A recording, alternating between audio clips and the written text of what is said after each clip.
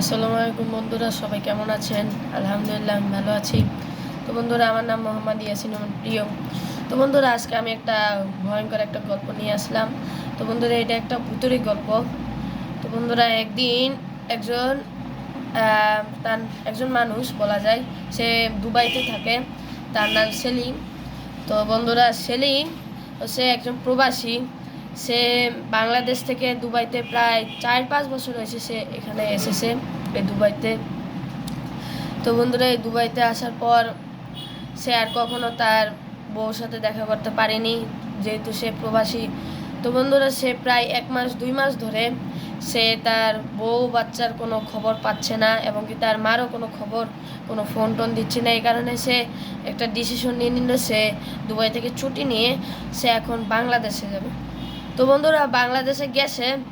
তো সে এখন দিনাজপুরের পঞ্চগড়ের দিনাজপুর সাকিগ্রাম নামবে, সাকিগ্রাম।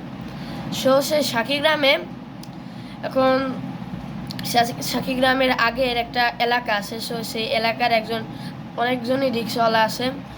তো সেই রিক্সাওয়ালাতে একজনকে বললো সে, যে ভাই আপনি সাকিগ্রামে যাবেন? সাকি এলাকা বলা যায়, সাকি এলাকা। তো সেই বলল, না আমি সাকি এলাকাতে যাব না, আপনি অন্য রিক্সাতে যান। প্রায় এখানে 5 জনের মধ্যে রিক্সাওয়ালাকে বলেছে যে আপনি যাবেন কিনা, কিন্তু কেউ যাতে ইচ্ছুক নাই। কিন্তু শেষে একজনকে বলছিল রিক্সাওয়ালাকে যে যাবেন কিনা, তবে হ্যাঁ সে রাজি হয়েছে। কিন্তু সে একটা কথা বলেছে যে আমি যাব ঠিকই, কিন্তু আমি ওখানে যেই আমি কিন্তু আবার চলে যাব, এই কারণে আমার ভাড়াটা আগে দিবেন। তো সে ভাড়াটা আগে দিয়ে সে রিক্সাওয়ালাতে গেল। তো সে যাওয়ার সময় এই রিক্সাওয়ালা মামাকে বললো যে আচ্ছা আপনারা কেন যান না এই এলাকায়? এলাকা কত নামি দামি এলাকা, কেউ যেতে চান না, এই এলাকা তো অনেক ভালো এলাকা। তো সে বলেছে, আরে মামা আপনি জানেন না, এই এলাকা ভুতুড়ি এলাকা। সে বলে, আমার বিশ্বাস হয় না, আপনি কি বলেন? তখন সে চুপটি করে বসে একদম চলে গেছে। সে টাকাটা দিয়ে রিক্সাওয়ালা মামা চলে গেছে একদম সোজা, এবং কি সে এসেছে একদম পুরা সাইলেন্ট একটা বিল্ডিংয়ে। সেই বিল্ডিং হচ্ছে তার নিজের বিল্ডিং, সে বানিয়েছে, প্রবাসী চলে গেছে দুবাইতে।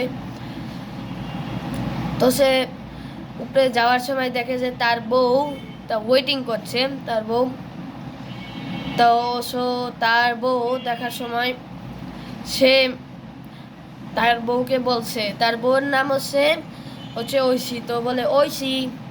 তখন তার বউ তার দিকে তাকাইছে, তার দিকে তাকিয়ে তো তার বউ বললো তাকে, ও তুমি আসছো, তাই আসো আসো, তুমি ফ্রেশ হয়ে খাবার দাবার খেতে হবে, মা আবার তাড়াতাড়ি ঘুমিয়ে যাবে।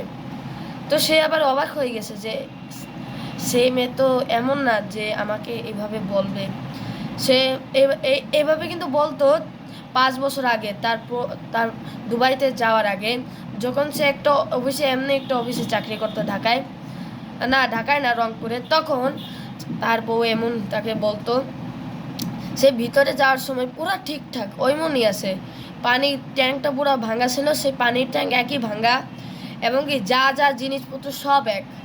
এবং কি টিভিটা যে বেঁচে গেছে প্রবাসী যাওয়ার সময়, সে টিভিটা বেচার এখনও সেই সেলটা আছে, যেটি সে প্রবাসে যাওয়ার আগে সেল করার আগে যেটি আছে, সে এখনও সেটা আছে। এবং তার মেয়ে আগে যে সিরিয়ালটা দেখতো সে সিরিয়াল এখনও আছে, যে পার্ট সে দেখে গেছে সেই পার্ট। ফ্রেশ ট্রেশে খাওয়া দাওয়া করে ঘুমাতে গেছে, তখন কি জানি সে একটা শব্দ পেয়েছে। তখন সে দেখে একটা ভুতুড়ি তাকে মারতে আসে। তখন সে এত ভয় পেয়েছে, কিন্তু লাস্টে বন্ধুরা সে ঘুম থেকে উঠে দেখলো তার বউ বললো, চলো তুমি এখন না দুবাইতে যাবে। তখন সে একদম হাসতে হাসতে বলছিল বন্ধুরা যে আহারে আমি তো স্বপ্ন দেখছি, কি একটা ভয়ঙ্কর স্বপ্ন। তো বন্ধুরা, কে কে ভয় পেয়েছিলেন সবাই কমেন্টে জানাবেন, এবং গল্পটা কেমন লাগলো সবাই কমেন্টে জানাবেন, এবং শেয়ার করে সব বন্ধুদের জানাবেন যাতে ভয় দেখাতে পারেন আপনারা। থ্যাংক ইউ বন্ধুরা, আসসালামু আলাইকুম।